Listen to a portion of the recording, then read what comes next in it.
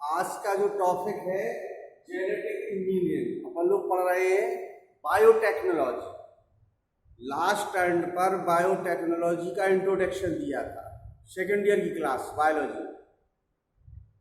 तो उसी के आगे नया शब्द है जेनेटिक इंजीनियरिंग, उसी से जुड़ा हुआ है। और जेनेटिक माने जेनेटिक्स से जुड़ा है। क्या क्या उसमें टेक्नोलॉजी अपनाई जा सकती है जिसके कारण से नई जाति जो पौधे और जंतु हो, वह जंतु और पौधे अच्छी किस्म के पैदा हो, जिससे देश का विकास होगा। अगर पौधे अच्छे विकसित हो रहे हैं तो अच्छा फल देंगे, फूल देंगे, सभी कुछ अच्छा देंगे। तो उसको क्या बोलते हैं? Genetic engineering. तो जेनेटिक इंजीनियरिंग में क्या पढ़ना है अपन को? जो वैज्ञानिक हैं, वैज्ञानिक सबसे मुख्य पॉइंट क्या ले रहे हैं? डीएनए। जो डीएनए डीऑक्सी राइबोन्यूक्लिक एसिड है, उसका अध्ययन कर रहे हो। कहाँ ये डीएनए कहाँ पाया जाता है? कोशिका के अंदर केंद्रक में। और केंद्रक में क्या है? क्रोमोसोम। क्रोमोसोम में डीएनए आरएनए पाए जाते हैं। तो वैज्ञानिक कहते हैं कि वैज्ञानिकों द्वारा डीएनए या आनुवांशिक पदार्थ, अपन लोगों ने पढ़ा था डीएनए एक आनुवांशिक पदार्थ है जो एक पीढ़ी से दूसरी पीढ़ी में जाता है, जीन जाते हैं। डीएनए या आनुवांशिक पदार्थ की संरचना में आवश्यकता अनुसार हेर फेर करने को जेनेटिक इंजीनियरिंग कहते हैं। ये परिभाषा है, फिर से लीजिए। जो वैज्ञानिक क्या कर रहे हैं? डीएनए या इसी को बोल दो आनुवांशिक पदार्थ। इन आनुवांशिक पदार्थों को हेर फेर करना। हेर फेर का मतलब है इधर से उधर, उधर से इधर करना को ही क्या नाम दिया? जेनेटिक इंजीनियरिंग का दूसरा नाम है जीन मैनिपुलेशन। जो दूसरा नाम है जीन मैनिपुलेशन कहते हैं।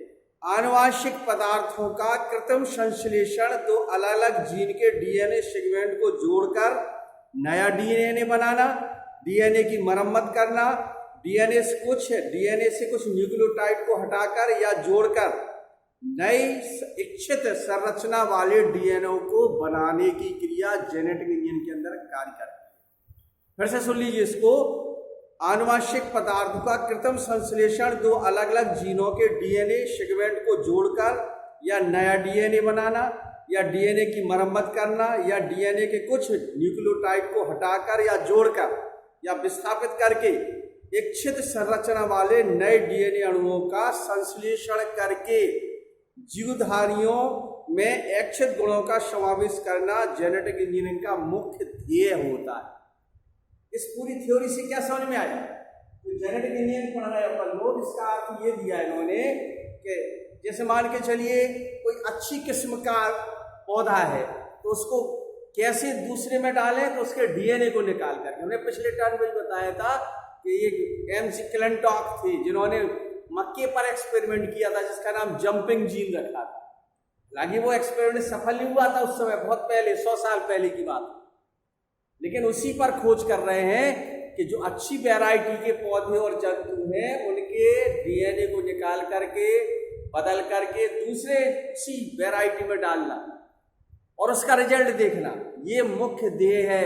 जो कमी है उसको पूरा करना, उसी को डालना, अच्छी वैरायटी खराब वैरायटी को निकाल के फेंकना, तो उससे जो जनरेशन बनेगी वो अच्छी वैरायटी की होगी। यही मुख्य ध्येय किसका है?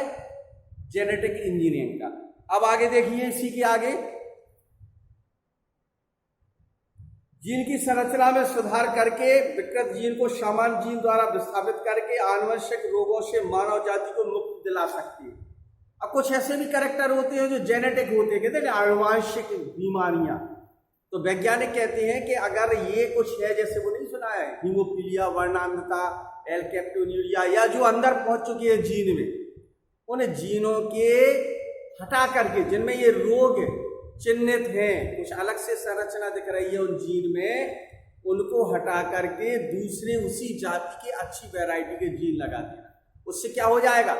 जो रोग से निदान मिल जाएगा। वैज्ञानिक बहुत आगे कोशिश कर रहे हैं। अभी स्टार्टिंग स्टेज है जेनेटिक इंजीनियरिंग की, शैशव काल चल रहा है। शैशव काल से में अभी स्थिति है, जब आगे विकराल रूप धारण करेगा तो ये रिजल्ट देखने को मिलेंगे जिससे अनेक प्रकार का लाभ होगा, चाहे वो पौधों के लिए हो, चाहे जंतुओं के लिए हो, चाहे वातावरण में कोई भी हो। जेनेटिक इंजीनियरिंग को रिकॉम्बिनेंट डीएनए टेक्नोलॉजी भी कहते हैं। नया शब्द आ गया जो बहुत इंपॉर्टेंट है, यही क्वेश्चन आता है सबसे पहले कि रिकॉम्बिनेंट डीएनए टेक्नोलॉजी क्या है। रिकॉम्बिनेंट डीएनए टेक्नोलॉजी, रिकॉम्बिनेंट का मतलब क्या होता है? एक के डीएनए निकाल करके उसी जाति के दूसरे जंतु या पौधे में डीएनए डाल देना, असर है कि नहीं? यानी अच्छी किस्म के डीएनए को निकाल करके बुरे निकाल देना, जो खराब है, रोगग्रस्त है, निष्क्रिय है, ज्यादा एक्टिव नहीं है, ये सब डीएनए को निकाल देना और उसको अच्छी वैरायटी को लेकर के डाल देना। इस पूरी प्रोसेस को रिकॉम्बिनेंट डीएनए टेक्नोलॉजी कहते हैं। रिकॉम्बिनेंट डीएनए टेक्नोलॉजी इसी का नाम है, किसका? Genetic engineering. यानी जेनेटिक जो इंजीनियरिंग का हम लोग पढ़ रहे हैं उसी को किससे रूप में करना है? Recombinant DNA technology. रिकॉम्बिनेंट माने चेंज कर देना, एक से लक्षण दूसरे में डाल देना, रिकॉम्बिनेट कर देना, ट्रांसफर कर देना, ये टेक्नोलॉजी इस चैप्टर में है, रिकॉम्बिनेंट डीएनए टेक्नोलॉजी। बाकी समझे बात? अब इसके आगे हम आप लोग चलते हैं, reason for development of recombinant DNA technology. क्या है? Reason for development of recombinant DNA technology. अब रिकॉम्बिनेंट डीएनए टेक्नोलॉजी में जो कारण थे, रीजन थे, इसके reason for development of recombinant DNA technology. इस टेक्निक को जीन क्लोनिंग भी कहते हैं। इस टेक्नोलॉजी को जिसमें डीएनए चेंज करते हैं उसको क्या कहते हैं? जीन क्लोनिंग भी कहते हैं। इसके द्वारा अलग अलग प्रजाति के जीवों के डीएनए अणुओं के सेगमेंट को जोड़कर रिकॉम्बिनेंट डीएनए बनाया जाता है और उसको उचित पोषण में पहुंचाया जाता है जिसमें डालना होता है, या डीएनए के वांछनीय सेगमेंट को हेटेरोलोगस ऑर्गन में पहुंचाया जाता है। इस तकनीक के 3 कारण थे। 3 कारण में क्या क्या थे? एक था डिलीशन एंड रेंट्रेशन एबिलिटी ऑफ डीएनए, दूसरा है रेस्ट्रिक्शन एंडोन्यूक्लियस एंजाइम्स, और तीसरा पॉइंट है जीन क्लोनिंग टेक्नोलॉजी। ये 3 कारण है जिसके लिए दिया गया है रिकॉम्बिनेंट डीएनए। तो जो पहला कारण है इन्होंने दिया है कि जैसे मान के चलो डीएनए अपन लोग निकाल रहे हैं तो सबसे पहले उसको क्या है? डबल हेलिकल स्ट्रक्चर होता है। डबल हेलिकल का मतलब है डीएनए इसमें क्या संरचना होती है? ये 5 बेस से 3 बेस और ये 5 बेस से 3 बेस। अगर ये क्यों ऐसा होता है तो ये क्यों ऐसा होता है। ये कहते हैं कि सबसे पहले इसको निकाल लिया, डबल लेयर, डबल हेलिकल को निकाल करके 100 डिग्री सेंटीग्रेड पर गर्म किया। जब 100 डिग्री सेंटीग्रेड पर गर्म करेंगे तो ये दोनों थ्रेड अलग अलग हो जाएंगे। अलग अलग होने के बाद फिर इनको ठंडा करते हैं और फिर ठंडा करके इनको दूसरा जो चेंज कर रहा है अपन को उसको जोड़ देते हैं। कुल मिला के 100 डिग्री सेंटीग्रेड पर गर्म किया, दोनों हेलिकस अलग हो जाते हैं। फिर इनको क्या किया? ठंडा करके पृथक कर दोनों नए डीएनए को जोड़ करके पूरा डबल हेलिकल स्ट्रक्चर बना दिया। जब ये अलग अलग हो जाएंगे और फिर ठंडा करने में दूसरे डीएनए को जोड़ दिया, असर है कि दूसरे उसी प्रजाति या उसी के दूसरे को जोड़ दिया तो जो संरचना बनेगी, मान लो ऐसे ऐसी संरचना अलग अलग। अभी हमने हटा दिया, दूसरा ला करके डाल दिया और ठंडा, फिर ठंडा किया और ठंडा करने से ये भी इस स्टाइल में जुड़ जाएंगी। एक उसी का है और दूसरा नया डल गया उसी डीएनए में। ये जो डीएनए में जीन पाए जाते हैं। तो ये पहला कारण क्या है? डीएनए के व्यक्तिकरण एवं पुनः स्वभावन की क्षमता होती है। अब ये कार्य करने में क्या? रेजिस्ट्रेशन एंडोन्यूक्लियस एंजाइम, दूसरा पॉइंट है। इस करने में एक वन स्थान होता है जहां पर डीएनए के मुख्य स्थान होते हैं, पैलिड्रम कहलाता है। जैसे मान लीजिए ये हुआ, यहाँ मुख्य स्थान डीएनए के मुख्य स्थान क्या कहलाते हैं? पैलिड्रम। और वहीं से एंडोन्यूक्लियस, जो एंजाइम्स का नाम दिया, ये एंडोन्यूक्लियस यहीं पर कार्य करता है और उनको क्या कर देता है? इन थ्रेड को अलग अलग कर देता है। रेजिस्ट्रेक्शन बाद में नाम दिया है, पहले एंजाइम्स का नाम क्या है? Endonuclease enzyme. ये खोजा था इन्होंने आर्बर 1962। इस एंजाइम को पैलिड्रम्स स्थान है जहां से डीएनए अपने क्वाइल्ड को या टुकड़ों में डिवाइड हो जाते हैं। उन टुकड़ों के डिवाइड होने की क्रिया को पैलिड्रम कहते हैं। यानी ये हिस्सा अलग हो गया, फिर ये हिस्सा अलग हो गया, फिर ये हो गया, यानी जहां पर आपने ये एंजाइम्स का उपयोग कर दिया गया वहां से ये ब्रेक होते जाएंगे, ढेर सारे छोटे छोटे टुकड़े होते जाते हैं। ये किसका काम बताया हमने? प्रतिबंधित एंडोन्यूक्लियस एंजाइम्स। इन्होंने एक्सपेरिमेंट किया था ई कोलाई पर, अपने आंत में पाए जाने वाला एस्टेरिया कोलाई, सब लाभदायक होता अपने शरीर में ये, और ये एंजाइम्स यानी बैक्टीरिया में उपयोग किया। बैक्टीरिया में इनका सफल परीक्षण किया गया, सफल परीक्षण हो गया था ये किसमें? ई कोलाई में। इससे पैलिड्रम एंडोन्यूक्लियस का पूरा प्रोसेस किया था। और ये तीसरी है जीन क्लोनिंग टेक्नोलॉजी। तीसरा पॉइंट है जीन क्लोनिंग टेक्नोलॉजी। ये चैप्टर थोड़ा हट करके है, थोड़ा बुद्धि दौड़ाना पड़ेगी आपको, नहीं तो वो ऐसे क्लियर नहीं होगा। जीन क्लोनिंग, क्लोनिंग का मतलब होता है अपने सवाल नई जनरेशन को उत्पन्न होना। इस टेक्नोलॉजी द्वारा, इस तकनीक द्वारा विदित हुए फॉरिजन डीएनए के खंडों को फेक डीएनए से जोड़ा जाता है। इस प्रकार बने डीएनए को हेटेरोलोगस या रिकॉम्बिनेंट डीएनए कहते हैं। बैक्टीरियल सेल्स के अंदर रिकॉम्बिनेंट डीएनए के गुणन द्वारा अनेक प्रतिलिपियां तैयार की जाती हैं। देखिए जीन क्लोनिंग का मतलब है कि जब एक डीएनए दूसरे, एक डीएनए का एक थ्रेड है, ये वाला दूसरा नया जुड़ गया, जब दूसरा नया जुड़ गया तो ये नया क्लोनिंग बन गया। वो दूसरा जो पार्ट है वो दूसरे जंतु या पौधे का है, उसके लक्षण इसमें आ गए। आप सुन रहे कि नहीं समझ रहे?